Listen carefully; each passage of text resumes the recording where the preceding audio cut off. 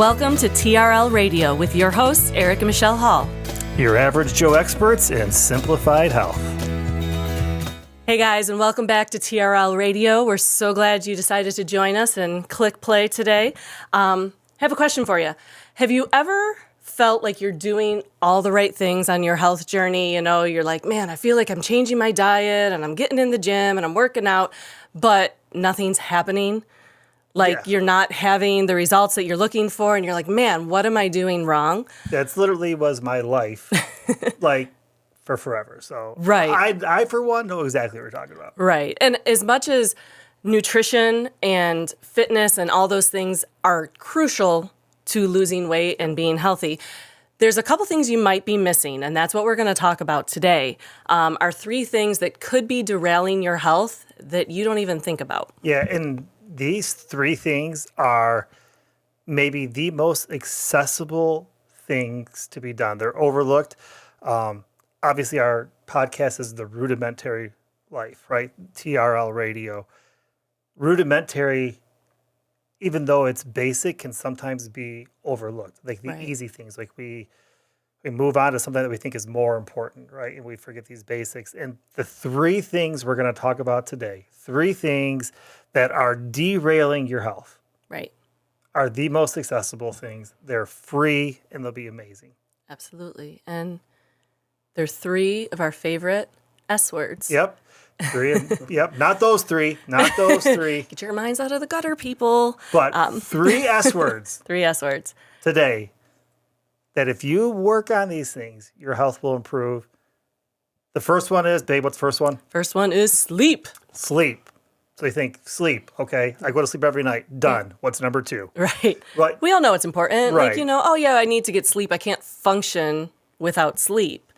But I think we overlook just how important it is and just how much we need because of the culture we live in. Right. And that's part of it, is this culture we live in. So I'm guessing most of us who are listening to this, were born into a culture where sleep was not prioritized. That's just our culture today, right? Sleep is not a priority. We are very much a hurry culture. We are, sleep when you die, right? It's not priority. Right. Sleep is for the weak. Like, we have this idea that people who rest are somehow have a weakness. They're inferior, like they're not doing something right. And that's the culture that you're born into. So the problem with being born into a culture like that is that you don't know any different. Right. You're just born thinking, oh yeah, that's true. This is the way it should be. If I sleep less, I'm actually just a harder worker. Right. I'm doing better than people who take more time to sleep. Right. And so the problem with that, and there's a lot of problems with that, but one of them is that sleep is like one of those baseline things, a fundamental thing that we have to get right in order to be healthy.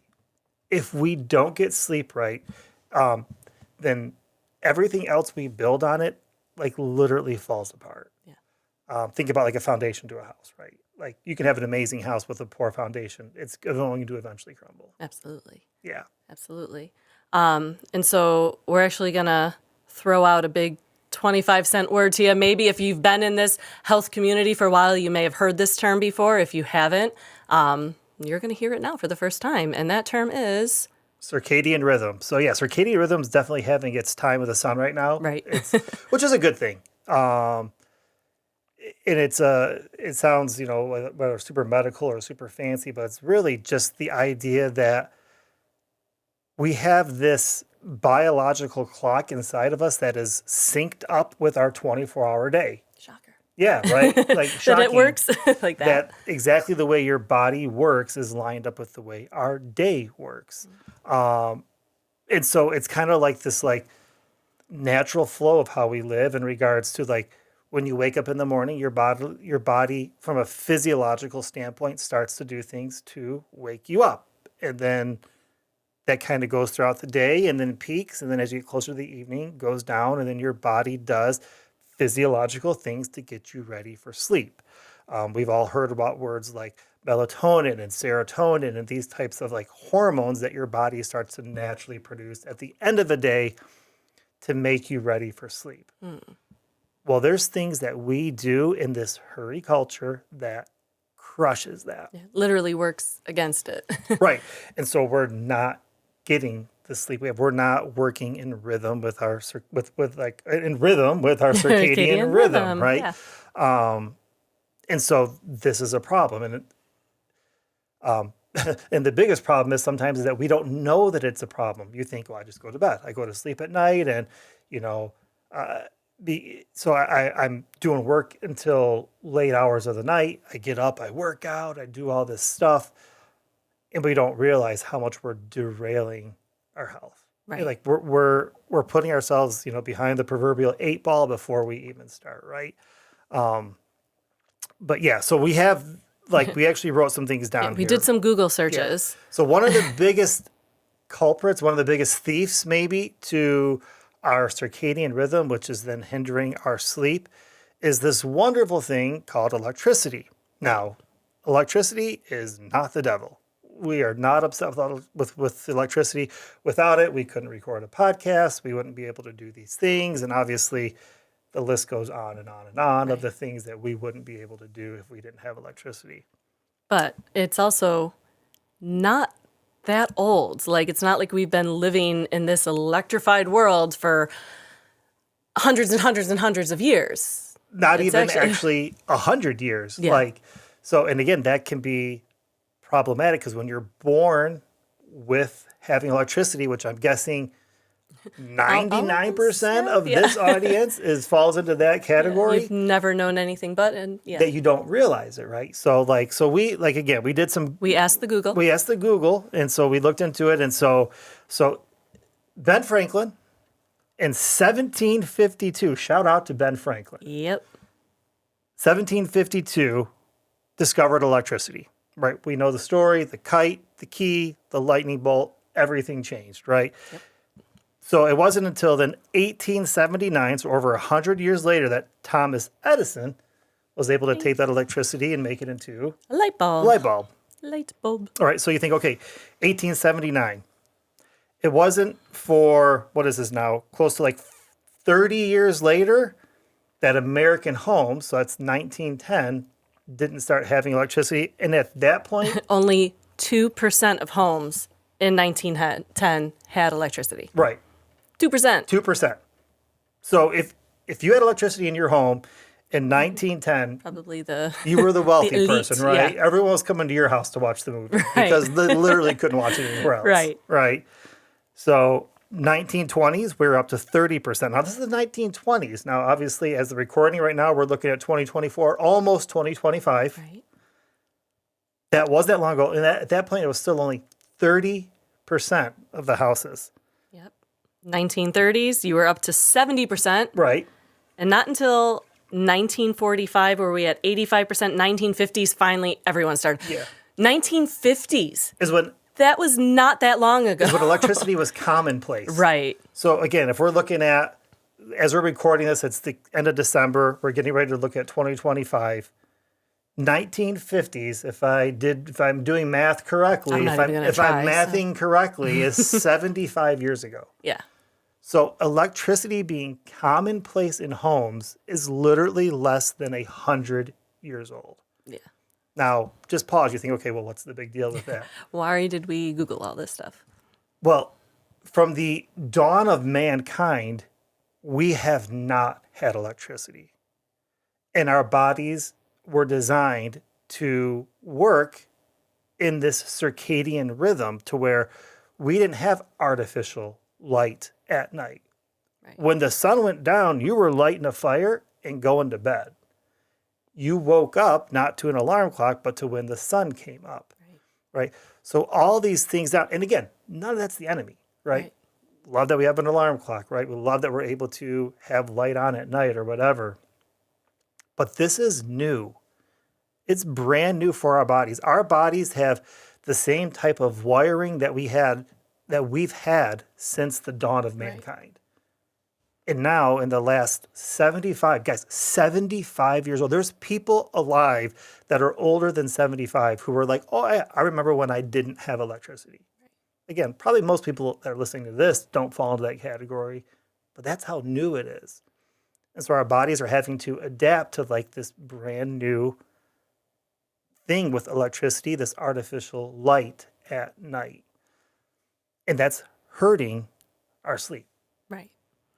Yeah, if we're watching Netflix, which I mean, love Netflix. I love all the streaming services because guess what? It's not like when we were kids and you watch an episode, and I know there's still shows on TV that are like this, and you have to wait till the next week for the next one to come out, which was crazy. And if you missed it, if you didn't, record it on your VHS or anything like that, like you had to, so Netflix, you press play. Just side note here, like, for anybody who like tried to like program a VCR to record a show, like it was really a hope and a prayer. You're like, please, Lord, let this be recorded because I can't miss this episode. There was no going. You have to like get there was really even no like going online and being like, I'm going to go watch it again, or I'm going to like I got to wait until this like comes out as a rerun or like the series on VHS. Right. Like anyhow, so I know total rabbit trail world. There. But yeah, so anyone, whoever had to try to program a VCR to record something, like more power to you. You have a skill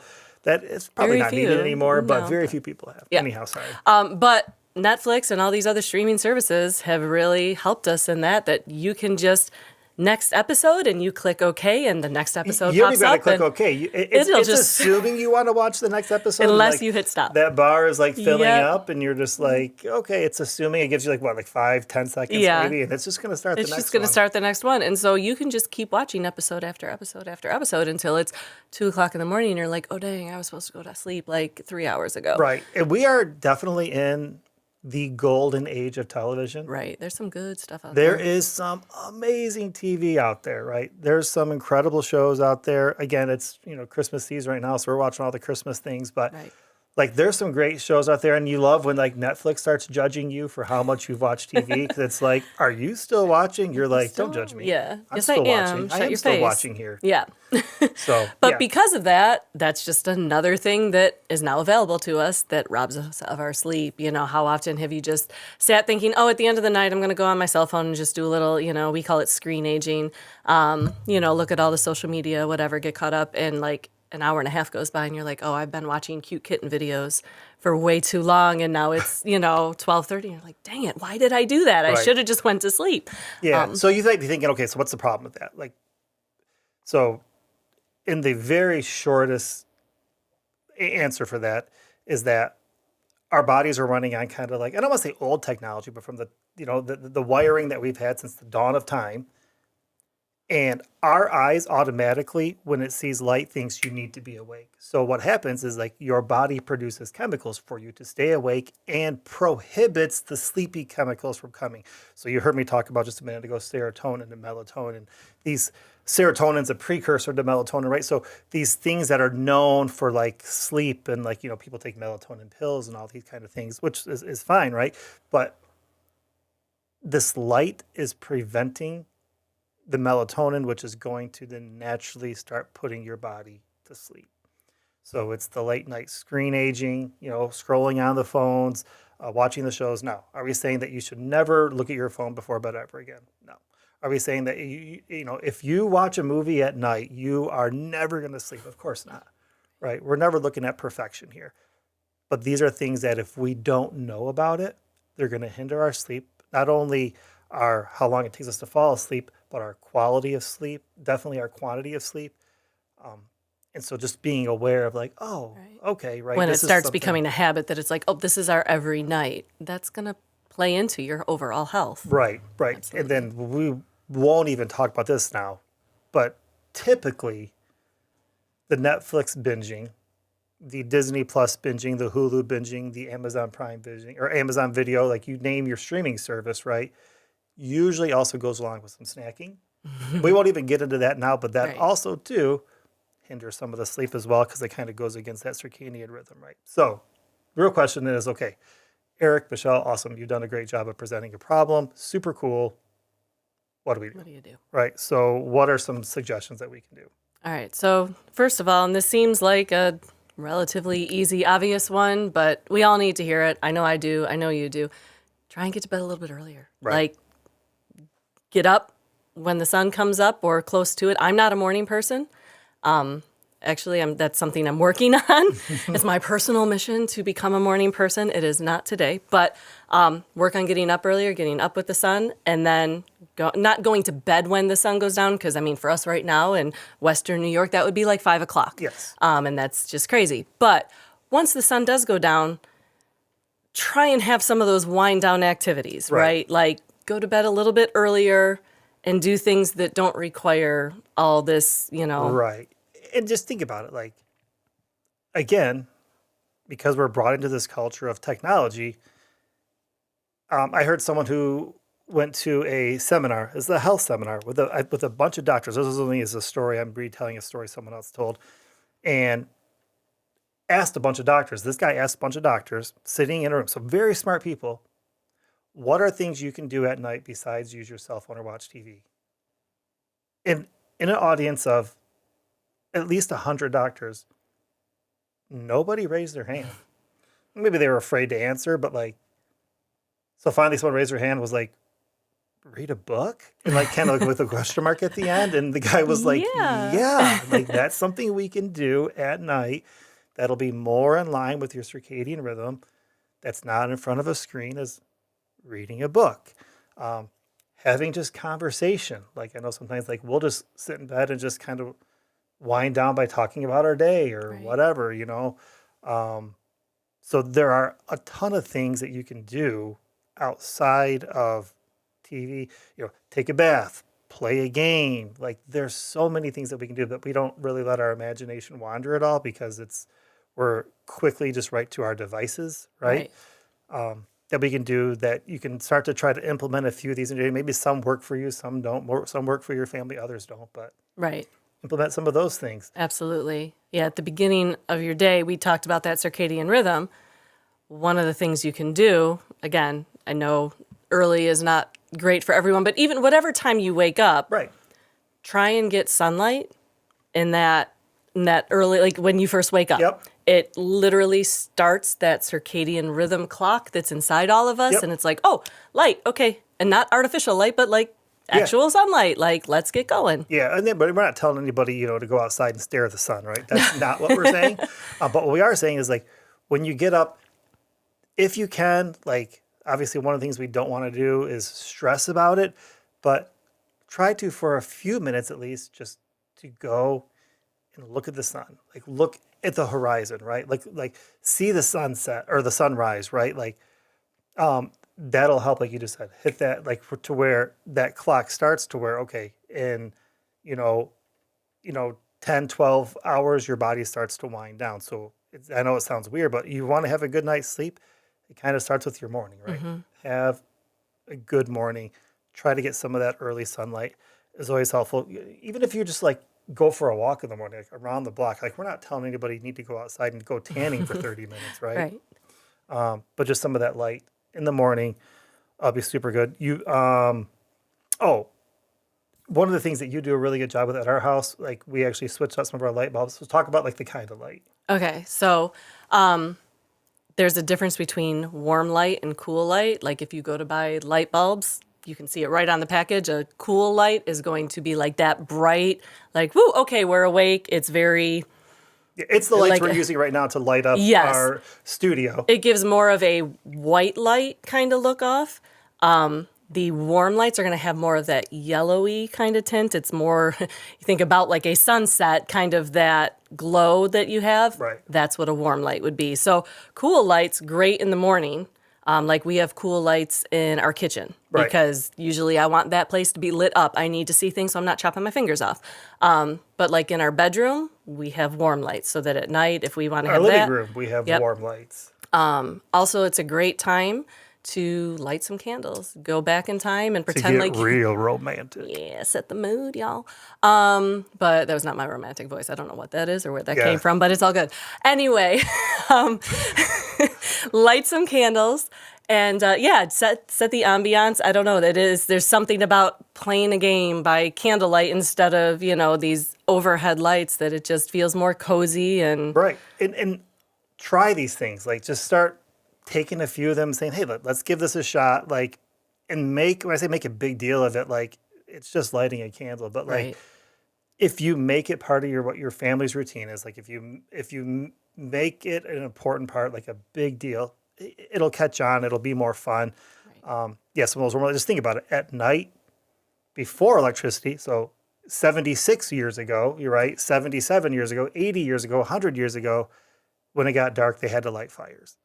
So if you start thinking about like, okay, what kind of light were they using in the evening? How can we kind of match that today, right? If you have a fireplace, great time to light a fireplace, right? In the evening, it's going to help not only be comfortable, set a cool ambiance for your house, but it'll help your body to start to seize those orange colors. Your eyes does, and I know it sounds weird, but it'll start to wind you down, right? Right. So, Absolutely. super good. Some of the other things were kind of a little bit simpler, is try to refrain from liquids maybe 60 to 90 minutes before bed. That way you get solid sleep through the night, right? You're not waking up and peeing 100,000 times. Yeah. So, Yeah. yeah. Our room, so like our room is up in the attic. We redid our attic and we have our room here. So our bathroom is a floor down. So not only do you have to get up, you have to go downstairs, use the bathroom, then You really have to think about how bad do I have to Oh. go to make the trek. And there are times when you just wait I till you're in pain. I'll but, take a look at the clock. If I'm within 30 minutes of having to wake up, I can wait. I can hold it. I Yeah, can hold it. yeah, But yeah. for sure. But if you're pounding liquids, which obviously being hydrated is important, but if you're pounding liquids right before bed, you're probably gonna have interrupted sleep. So kind of a simple thing there. Yep. And maybe one of the biggest ones, let's kind of go back to what you said before about getting to bed earlier and about, setting your sleep time. Ideally, and we'll talk about this, we could do a whole, what's it called, masterclass Right. on sleep. And Right. guys, there's so much to come with this podcast. We will 100% do that. So we could go in forever about it, what we won't, but there's so many things that happens your body does while you're sleeping. Your body is hard at work, and we definitely want to get into talking more and more about that at some point. But you want to be in bed for 7 to 9 hours, right? And I know it sounds like, oh my gosh, that sounds like a ridiculous amount of time. If you don't prioritize your sleep, at some point your health will make you prioritize it. Yeah. So you can either be the one in control of it, driving that plane, or at some point you'll be the passenger in that plane. Absolutely. And you'll have to prioritize it. So 7 to 9 hours in bed, because that means if you're in bed 7 hours, you're probably not getting 7 hours of sleep. If you're in bed 9 hours, you're probably getting closer to 8, right? And there's no magic number, right? No, there's some wiggle room in there. Right. Everyone is unique and different. Like Eric probably is okay with closer to 7. He functions on less. I'm someone who's like, no, that 9 is 19. 19. Just Yep. kidding. No, but like 9 hours for me, like I try to get as close to that as possible. Now, does that happen every night? No, because we're busy and there's things and all the stuff. But as much as possible, that I'm going to function a whole lot better on 9 hours of sleep than I will on Right. 7. So you'll hear numbers like, oh, get 8 hours of sleep, whatever. If you want to make that as kind of like a target, great. The way Michelle's body operates is different than mine, different than our audio technician, Ricky. Like, we're all different in how we operate. So to And say that's okay. 8 Yeah. hours is, it doesn't have to be. Quick little story here. So health and nutrition has been a part of our life for a while. And for the longest time, before I understood more about sleep, I was eating not as well as I am now. Let's be honest. But it wasn't terrible. Right. A lot of what we made was homemade, or ate was homemade. Mm-hmm. And I was working. I would come home from work. We'd have things to do, whatever. We'd go to bed, let's just say 11 o'clock at night. And then I was setting my alarm for, let's say, like 5 o'clock in the morning, sometimes a little bit earlier, to get up, to read, to work out, to get ready for work the next day. And so I figure like 11 to 5, like I was in bed 6 hours, which means I was not getting 6 hours. And there's a lot of nights that it was even less than that. Like, and I was working out, eating okay, but working out every day, and could not lose weight to save my life. Couldn't lose weight. When we started prioritizing sleep, literally, and I know this will sound like an exaggeration, the weight started dripping off of me. Like just that one change of implementing sleep. Now, I'm not sitting here saying that you start implementing sleep, you're going to just lose Yep. weight like crazy, whatever. But that foundation, I didn't have it. Mm-hmm. No matter how hard I was trying, I started prioritizing sleep, and it was shocking how Right. much it changed. You were robbing your body of something it needed to make you the healthiest version of you. Right. It's like, well, your body needs that sleep. And Right. again, we'll dive into that later at some point, like all the things that sleep does for us and all the things our body does while we sleep. And it's honestly kind of crazy and incredible and amazing. But yeah, like your body needed that Yep. to be like, okay, now we can focus on some weight loss and things like that. Right. Quick resource, there's this book called Sleep Smarter by Sean Stevenson.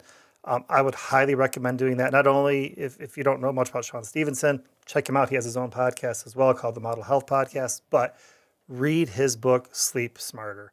It's super practical, fun to read, super cool guy, and very practical. Like there's things, steps to do. So if you're like, man, I want to be able to, it's sold wherever books are at, right? Yep. Go check out Sleep Smarter. Absolutely. Do that. So Yeah. first S. First Sleep. favorite S word is Yeah, the sleep. first. And you're not getting sleep. If you're getting poor sleep, it is. I guarantee you, it is derailing your health. Yeah. Even if you're like, I'm super healthy right now, and I get poor sleep, you could be healthier. Yeah, absolutely. Right? Get sleep. So sleep's the next one. What's the Second one? is sunshine. Sunshine. Our second S word is sunshine. So again, you think sunshine. Okay. Cool. Yep. It's, I like the sun. Yep. It's right. Like so. Like how is that important? What are you talking about? All right. So, I guess first, what is our current culture like for sunshine? So I know, like I said, we've said it multiple times. We live in Western New York, and it's December. So talking about sunshine, I feel like there's some days we can go a whole day and there is no sunshine. But believe it or not, it's still there, even when it's not sunny, bright, Right. 90 degrees. The sun is there even when you can't see Even when it. you so- feel like you live in Narnia, Right. which we refer to a lot with where we live, Yes. where it snows 6 months of the year.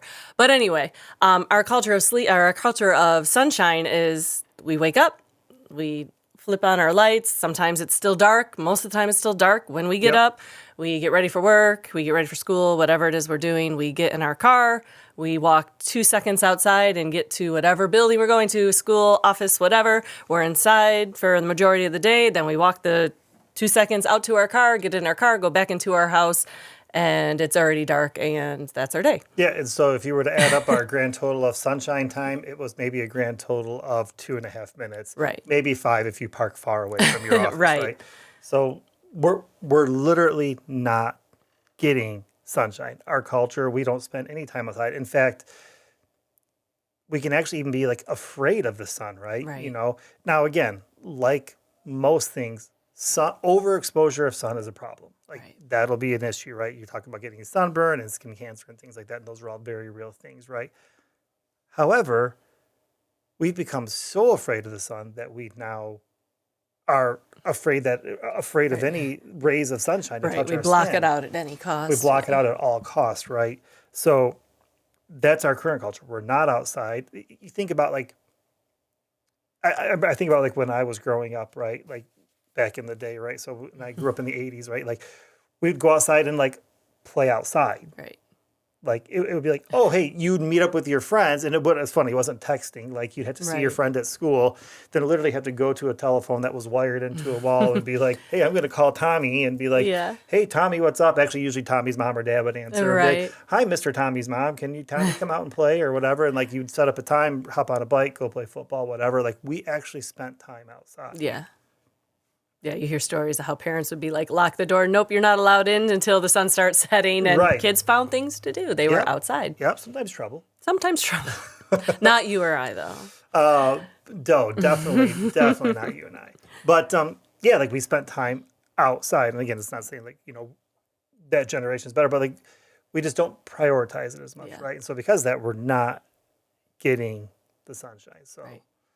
this becomes super problematic because again, if we go back to the situation we talked about before with our hardwiring of our bodies, like we are built and we are ready with our bodies to be outside. Yeah. Like you woke up, and whether it be, you think about from your cave, you emerged and it was the sunshine, right? Or for whatever, like sun was part of like your life. Like, you got the sunshine. Nowadays, we don't. So we want to think about how do we get back to that more and more, right? Our bodies are longing for it, right? So some of the biggest issues with it, right, of us not getting sunshine is our immune system. So one of the biggest things I think everyone knows that we get from the sun is vitamin D, right? Vitamin D is critical to our immune system. Absolutely critical. We think about vitamin C with the immune system a lot, and vitamin C is obviously also super important. Vitamin D is just as important, and we don't talk about it much. And it's one of those vitamins that you can get from foods, but it's difficult to get the amounts we need from foods.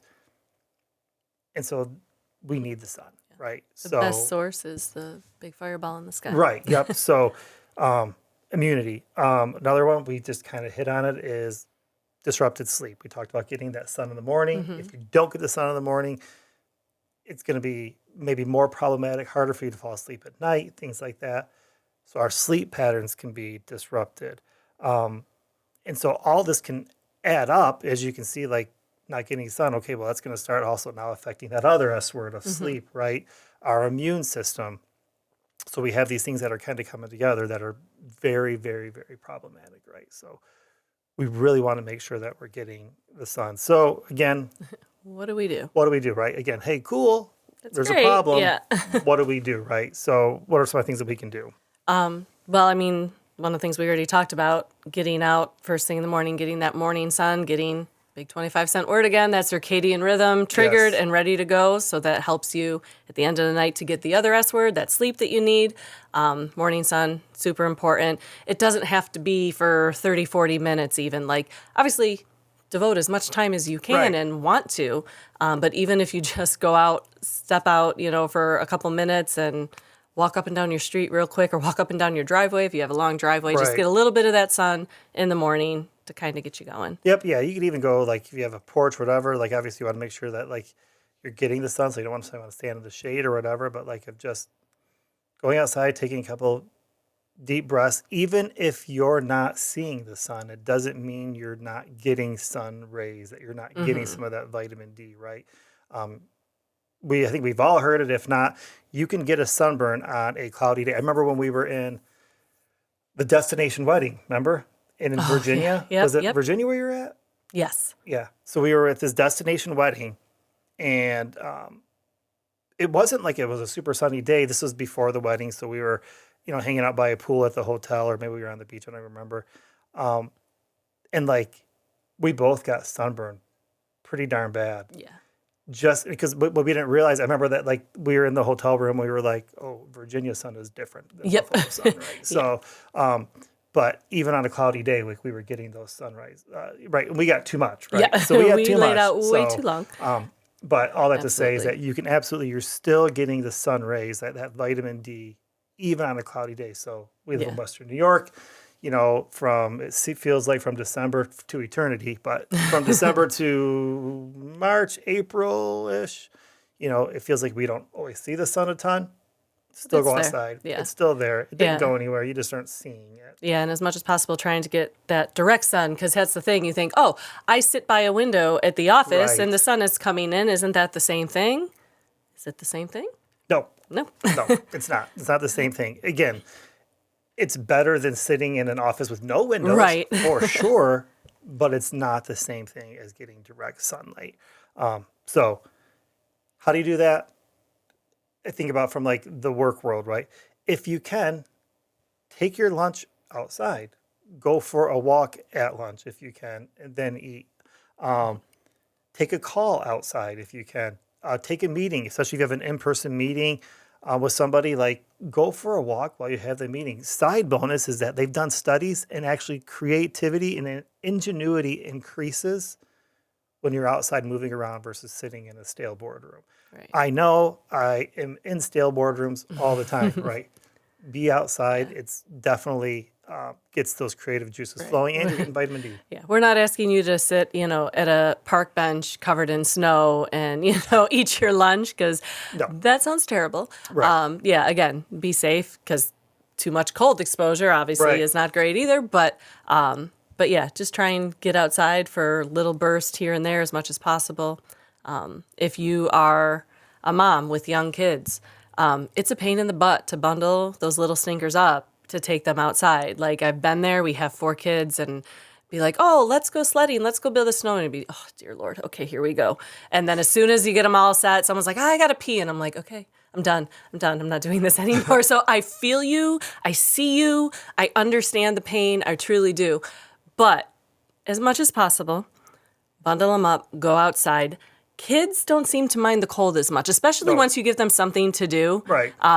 They seem to just get out there and go. It's going to be great for them. It's going to be great for you. And again, it's not like you have to, stay outside for 3 hours building a snowman. Even if it's like, okay, I'm setting an alarm on my phone, 30 minutes. We're going to be out for at least 30 minutes. If they want to stay out longer and you have the time, awesome, do that. But at the same time, like, just get outside for a little bit, go for a walk, go to the park. The park is still there in the wintertime, believe it or not. Right. No one's ever on it, so you don't have to fight for the swings or anything like that. But again, I understand that it's not always the easiest thing to do, and maybe don't take them out, when there's 6 feet of snow outside. Right, or minus 30, wind chill or whatever. So if you've never heard the word wind chill before, that just shows that you live in a place way nicer than Western New York. Amen, yes. Much love to Western New York, by the way. Yeah. Love it. It's my favorite. Side kind of parenting note here, too, is like, so our kids are a little bit older now. Still, our kids get excited about things when we're excited about them. So if you want to make it easier to go outside and play with your kids, then you get excited about it. Right. Our adult play with them. Our adult children still will not go outside, even though there's 4 of them and they could all go out and have a snowball fight and everything. They won't go outside unless we go outside. I don't know why that is. But if we're like, hey, let's go have a snowball fight, they're like, oh, cool, okay. Yeah. But if you were to tell them, you forced to go have a snowball fight, probably not going to happen. Yeah, no. Yeah. So if you get excited about it, and honestly, too, like, I get in that moment, it's kind of like that law of, like, an object in motion will stay in motion, right? If you get excited about it, like, if you wait for the excitement, you're going to struggle, right? And this kind of goes for a lot of areas, but if you're like, all right, I don't feel like being outside. I do got an hour and a half right now where I could go outside and be with them. Go do it. Be excited. Our best stories, our best memories usually come from, we didn't feel like it, but man, I'm so glad we did that. Right. Right. So I don't know if that's helpful at all. Absolutely. Like, get excited about it. Your kids will get excited about it. You'll probably end up having some crazy memories and crazy stories to tell, and it's super fun. Absolutely. So. And I know we're talking a lot about snow. I just want to say, like, when it is summer, or if you live somewhere wonderful that it doesn't snow, tell me where you live, and that'll be our next vacation spot. Right. But get outside all the time. Like, we eat as many meals outside in the summer and the spring as we can. We do everything we can possibly do. Even something simple like a picnic, right? Like, again, we have older kids, right? But like, if we're like, hey, we're going to go to a walk, go for a walk to a park, and we're going to sit down and we have a picnic lunch that we're going to have. Like, we're going to bring a Frisbee, we're going to bring whatever. Like, even our older kids, and when I say get excited about it, they're not like, yeah, you're the best mom and dad ever. So, like, understand what we're saying. Not that I've ever heard our kids say right. that. Yeah. At the same time, though, it's like, okay, cool. Like, this is fun. Right. This is fine, right? Bring a football, bring whatever your kids like, and just make it a point of, like, this is going to be fun. Right. And, Absolutely. like, and just have a good time. Implementing sunshine should be fun, right? There's some deliberate things that doesn't cost you anything other than just kind of thinking through of, like, how can I build it in? So, the next question might be like, okay, but, like, what are we aiming for here, right? If you can, right around 30 minutes a day, if you can, if not more, right? And again, it doesn't have to be 30 minutes all at one time, right? You want safe sun exposure, especially like in the summer, even in Western New York, here in Buffalo. Like, if you're outside for 45 minutes on a sunny day in July, you will get burned. So you want to be safe, spruce it up or break it up with shade and things like that, right? But, like, if you can aim for at least 30 minutes, yes, even in the winter time, maybe it is part of that is parking a little bit further away from the grocery store, or parking a little bit further away from your office, so you kind of get a little bit more of a walk time. Implement something with your lunch, maybe walking outside a little bit. So anyhow, absolutely. Think about 30 minutes a day if you can. So we had our first S word was sleep. Sleep. Man, Next is sunshine. Okay, so let's And bring we're it hoping home. that everyone, like, listening is, like, cheering on with us here, as we're saying this. Like, the first one is sleep. Second one is sunshine. All right. So what's our last favorite S word? Stress. Oh, I thought you were going to say something else there. No, stress. Okay, yeah, I know So what it is. you have the notes right here. No. Stress. Stress. Stress. Okay. All right. So we have sleep, sunshine, stress, right? This is the third thing that if you're not handling it correctly, it's derailing your health, probably without you even knowing it. So again, like we've done with sleep and sunshine, what is sunshine? I feel like I slur that every time. Anyhow, sleep, sunshine, and stress. What's our culture's current view of stress? How's our culture currently working with that? So what do you think? So I think everyone I know is stressed to some extent. I Right. don't know that I can talk to anyone and say, hey, how you doing? And they're not like, oh my gosh, there's 5 million things Right. and I'm always stressed. And I feel like that in and of itself is our culture. We live in a very stressed culture. And not only are we stressed, but we're almost like wearing it as a badge of honor. Yeah. Like, I'm stressed more than you because I have this, and Right. this. Oh, well, you don't know how many things I have that I'm stressed about. Like, there's all I'm a better mom, I'm a better dad, I'm a better worker, I'm a better, husband, yeah. because I'm more stressed It's than this you. competition, right? Yeah. Like you can be like, oh man, I was at work until 6:30 last night, working on this project. Oh yeah, well I was at work 6:30, had to come home and then go to my kid's game and then come home and finish the project. Oh well, I had to, and it's like, okay, easy guys, It's like, okay, you're all losing, just so you know. Right. We're all losing at we this are game of all who losing, is stressing right? the most. So yeah, so we have like this badge of honor, like I have a stressed out life, and because I'm stressed out, it must mean that somehow, and I don't know when this happened, but like stress and success have somehow become connected. Right. Like if you're stressed out, it's just part of life. It's just part of the price you have to pay to be successful, right? Like, and there is some validity to that, right? But not to the extreme that we make it in our culture, right? So, okay, so we have that extreme, and then we can kind of have this other extreme, right? Where with that, everybody runs from stress, right? Like it's like, okay, well, I don't want any stress at all. So, I sit at home and I do nothing, right? So we have like these two extremities of stress in our culture, right? And honestly, like neither are right. Right. So we want to find like that medium because of that, we can kind of like associate stress with bad as well. As much as we can read the bad on it, like nobody wants to be stressed naturally, right? It's like, hey, it's Monday morning. How you hope your day goes? Man, I hope I'm stressed out today. Like nobody's ever said Right. that, right? Right. So, but with that though, like stress in and of itself, It can be a good thing. it actually 100% is a good thing. Right. It's this word that we got to put in front of it of chronic. Chronic stress is the problem. By chronic, we mean it starts and never stops, or maybe like minuscule moments of stopping, right? That is the problem. Stress can be very helpful. When you work out to build muscle, you are putting your body under stress to be able to build the muscle. That's super good. Here's the thing. Nobody's working out 24 hours a day.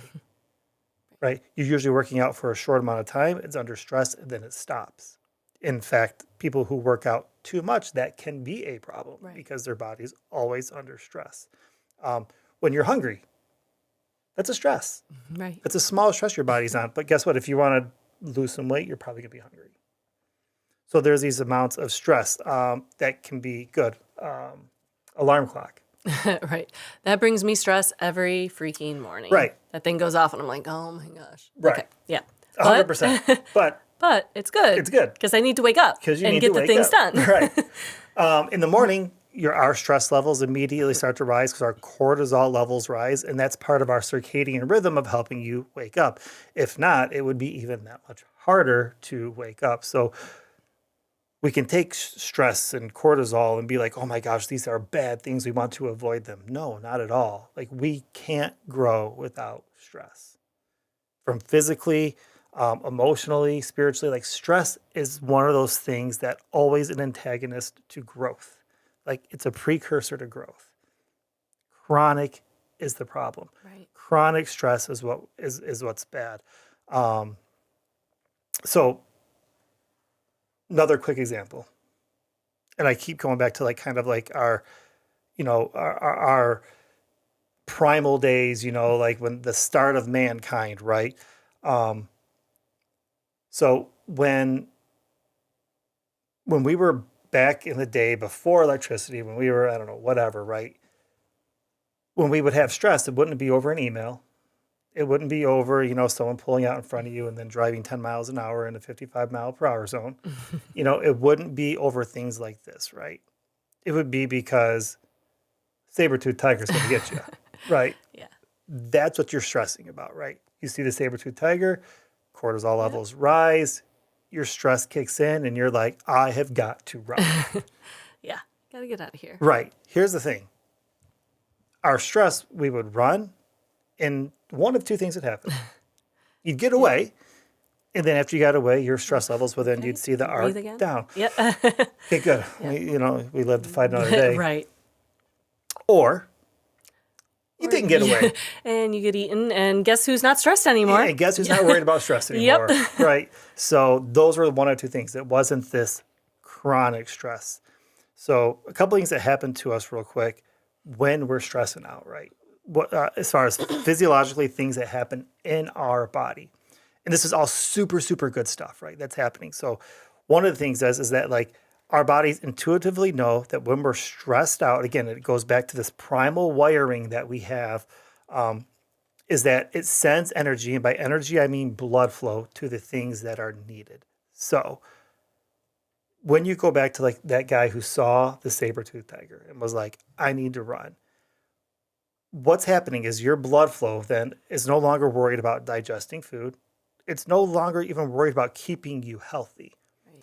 All that blood flow goes to your arms and to your legs so that you can run like heck to get out of there. Right. Right.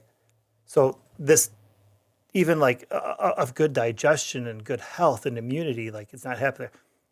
Amazing. Here's the problem. If we're in a chronic state of chronic state of stress, our blood flow is always going there. So it's not going to our immune system. It is not going to our digestion. It's not going to other areas of our body that we need to be healthy. So think about it. At a chronic level, if you don't have your body working with you to help you be healthy, well, my goodness, no wonder we're sick all the time. Right, you're fighting an uphill battle. Yeah. Right. So our chronic stress is literally making us sicker. One other thing, that same example. When sees a saber-toothed tiger, the first thing this guy's thinking about is not like, well, what is the best path home? Let's sit here and analyze, like, well, if I turn left here and if I go, no. Yeah. What's the most creative way I can find to dodge this tiger? Right. Our parts of our brain that are like the adult in the room that's good for like reasoning and cognition, that part of the brain is not as important as the primal parts of your brain of just run, jump, do whatever it takes to get out of there. And that's good. It's very reactive. It's a reactive part of our brain, right? To where this happens, this happens, this happens, this happens, and you don't have to think about it. That's amazing that we have that. And because of that, that's where the blood flows. It's where the energy goes in us when we're in this stressed state. Again, let's pause and think about it. In that moment, for that short amount of time, that's really good. We need that. I think about playing sports. You think about if someone were to break into your house, right? Like you want those primal things to be happening to really get you going. What happens though is that chronically, we're not using this front part of our brain, which is all about like the decision making and the really thinking through and being like, let me stop and think for a minute before I react. Now, think about our world. Our world is reactive like crazy because we're in this chronic state of stress. Someone does pull out in front of you and you're like, what the heck? Are you serious right now? That's like, yo, dude, calm down, man. Right. Rather than thinking through, oh, maybe they are trying to get somewhere quickly. Right. Maybe they have someone in the car who's about to give birth and it's like, hey, I don't care about anything. I just got to get this person. But we don't think through those things. Nope. We don't think, oh, it might be this or it might be that. And let's just be honest. There are people on the road that are just terrible drivers. Right. But regardless, we are in control of how we respond to that. That's it. Yep. And when we're in this chronic state of stress, we actually start to give over that control. Yeah. Right. So our stress is not only making us sicker, but it's making us dumber. And so we really want to be like not in this chronic state of stress, right? Of having the right amounts of stress, right? So then the question is, then I want to come back to this after Yep. in here, but like, so the question, so what do we do? Right. So what? So give us some examples. All right. So I know stress in our life. So obviously, we just said it's almost 2025. 2020 wasn't that long ago. Right. Right. One of the things, as much as that was a very dark time and, for a lot of people, and there was a lot of horrible things that happened, and I don't want to take away from that. One of the things that we said was like, man, it's amazing that we're all home and that all of these things that took our time are no longer there. Like they're not an option. And so we kept saying, we're like, man, even when things go back to, quote unquote, normal, which I feel like we are living in a whole new normal anyway from that. Right. But when they start to go back to normal, we want to remember this because we want to be able to say no to things. How important are all these different things that are in our lives that are taking our time, that are adding stress? Do I need it? Is it something that's bringing me joy? Is it something that's necessary? Or is it just something that I'm doing because I've been doing it forever and it's just more time and less sleep and Right. less time of being outside and all these things? So being able to say no to things, getting real comfortable saying no. That's one way that we can kind of take our stress down a bit. Yeah. Like someone asks you to do something, no is an okay answer. Yeah. You're allowed to say the N word, Yeah, the yeah. N-O word. Yep. Yeah. Hey, no, we can't do this. Yeah. Like, I don't have time. It's not, that is okay. So share with us your saying no story. Okay, so for years, and we might even come back to this at some point, but for years I ran my own business. I had my own bakery, and I loved it. And I love sweets, and that is why a lot of the recipes we share will be sweets because I do not want to live in a world where there are no sweets. I mean, who does? Who does? And guys, let me like, this was an amazing bakery. Michelle is an amazing baker, cook in general. Thank you. So like this wasn't like, oh yeah, I made some stuff for my neighbors. No. This was the real deal. The real deal. Thank you for your vote of confidence. No, it was going well. Honestly, I had my best year yet. I had some different people. I was in a magazine. Amazon had reposted something. Like, it was not like, oh, this business is dying and I just need an easy out. It was doing well.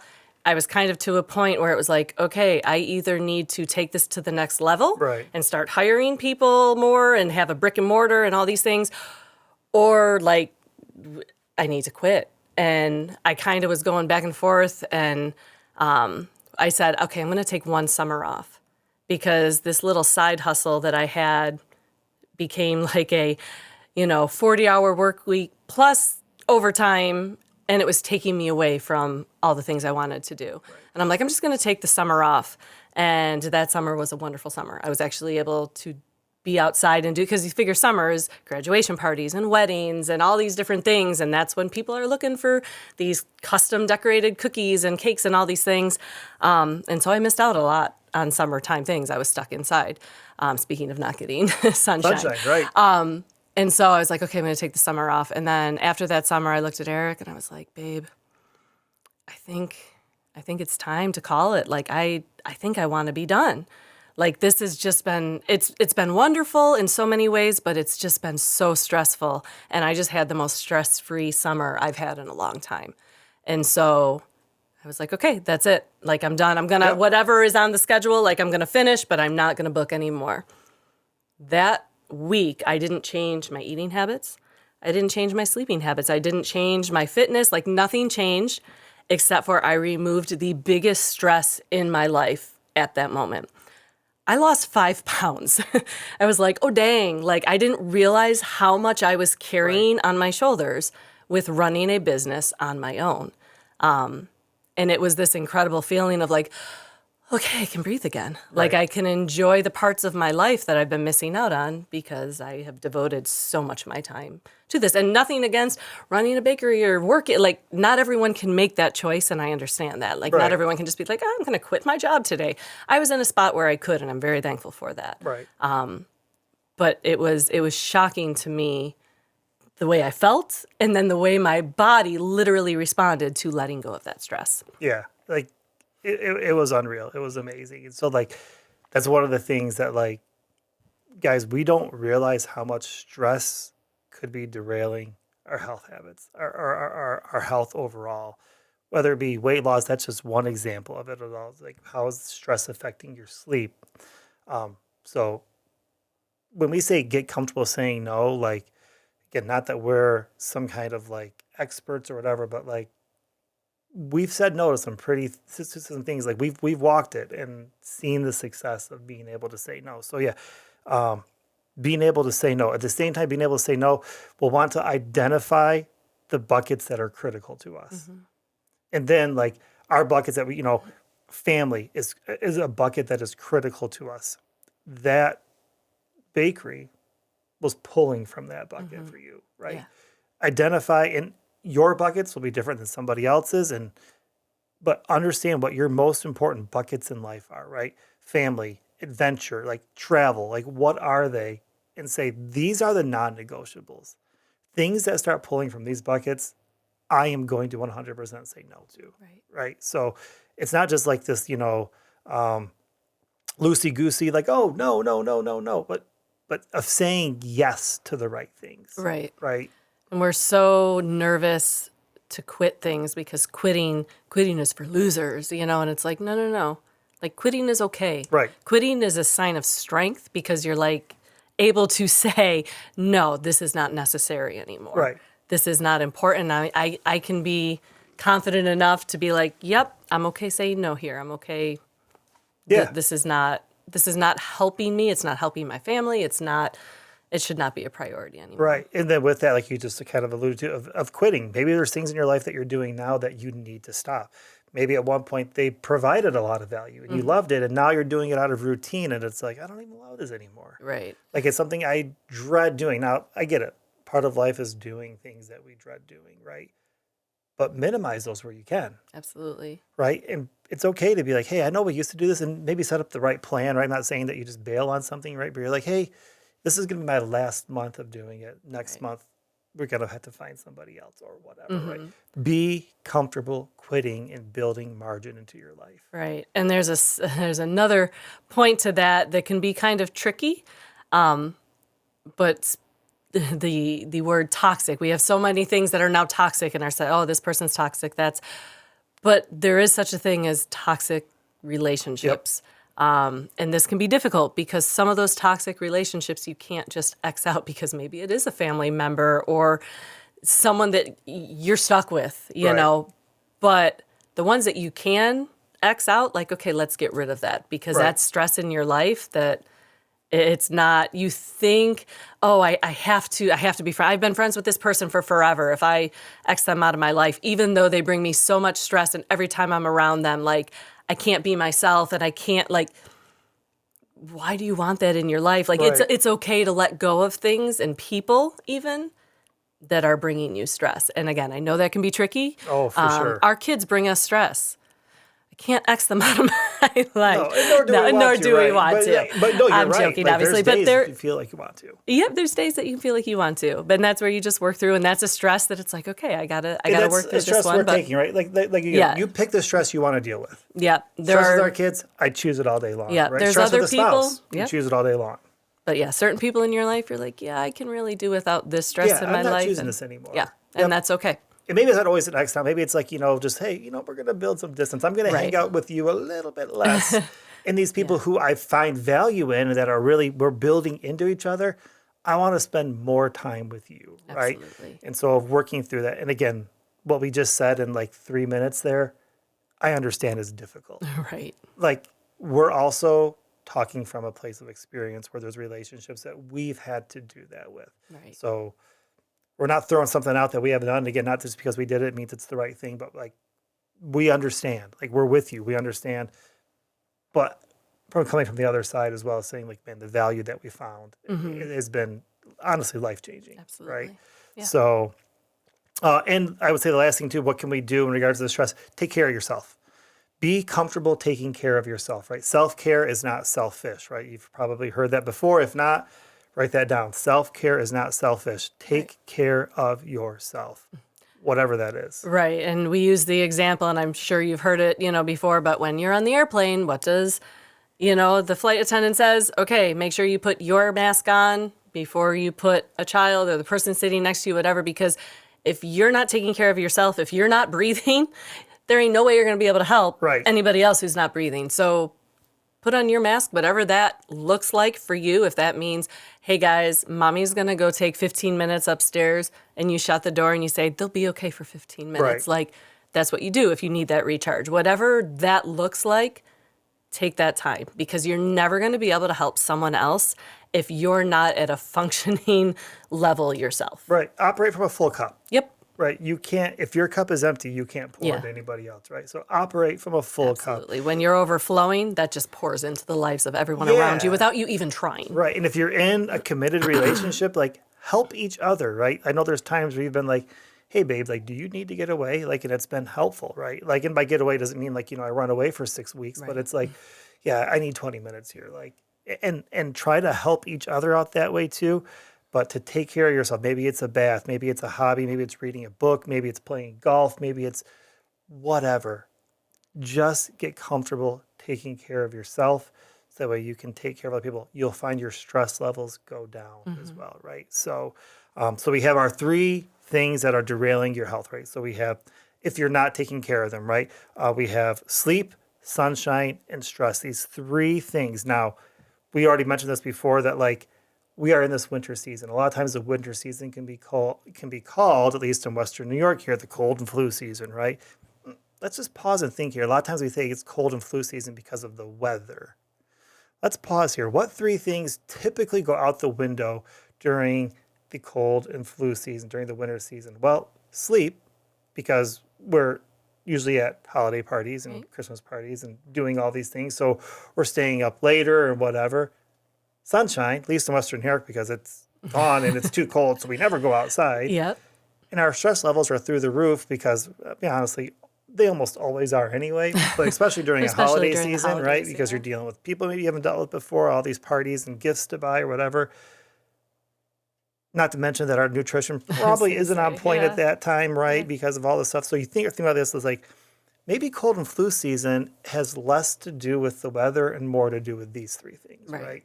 So really focus on them, right? Of, hey, what are 1 or 2 things that you can pull from this podcast where you're like, all right, I'm going to do this, right? And I'm going to start doing this and see, and then build from there, right? Absolutely. Of this winter season. So. Yep. So sleep, sunshine, stress. Yep. Think through those as you go through your day. How can you make them better, even in the little ways? Yes. Even little changes are going to improve. 100%. So now that we're nearing the end, last episode, I shared one of my favorite rudimentary rituals. And so, Eric Hall, today I would like to ask you, what is your favorite or one of your favorite rudimentary rituals?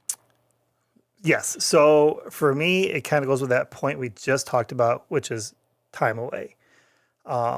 Specifically, time away with, like, for me, with you. Like, when we can get away and unwind, it is, I don't know that I can put into words how recharging it is for me. A couple weekends ago, for your birthday, we just went to Syracuse. And so we live in Western New York. It was a 2-hour drive. We had 2 hours of uninterrupted time talking there, uninterrupted time talking home. And we spent 2.5 days or so in Syracuse and just had no plans. We made 0 reservations. We and just were like, well, what do we want to do? We knew we were, okay, so the one reservation maybe we had was going to a hotel. But other than that, everything else, we're like, let's go here to eat. Let's walk here. Let's do this. And it was just amazing. It wasn't crazy expensive. It was 2 hours away, so far enough away to where it felt like a vacation. A long enough time. It was a long weekend. We left on a Friday. We came home on a Sunday. So it wasn't like this exorbitant amount of time or money. Did it take planning? Yes, of course, right?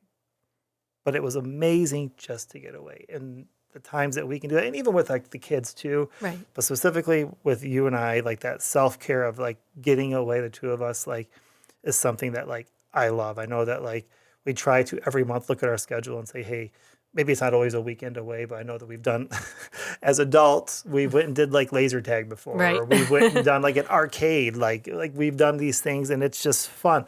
We've went out and played golf before. We've went shopping before. So for me, like, it's something that I absolutely love. Is just time away. Is something that like for me is something that I'm like, yeah, every month, like I look forward to that with you. So Yeah. See, I love it. yeah, I love it. It's a good one. yeah.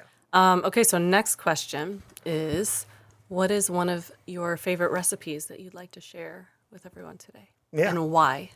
So pancakes, specifically Michelle Hall pancakes. And again, this kind of goes into a little bit of like the self-care as well. So most Saturdays we do brunch with whoever ends up being around, right? So as our family's getting older, we don't always have all 6 of us together. As people have, boyfriends, girlfriends, whatever, we might have extras sometimes or whatever. But like for the most part, on Saturdays, we'll do some type of brunch. And a lot of times it ends up being pancakes, sausage, eggs, whatever, bacon. Actually, it's almost bacon and not sausage a ton. But anyhow, I love that. And it's not because, the pancakes are unreal. Like, they're unreal, and, we have the recipe. Like, it'll be on our website. We'll put a link to it in the notes and things like that. So pancakes are amazing. But this idea of brunch, we call it, literally it's called we call it brunch, Saturday brunch music in the background. So we have, some Leon Bridges, some Teskey Brothers, we have Stephen Day. Also, by the way, you should look up all these artists and listen to them all the time. And then old school with Ella Fitzgerald. Ella Fitzgerald. We have just some really great music kind of just playing in the background. We vibe.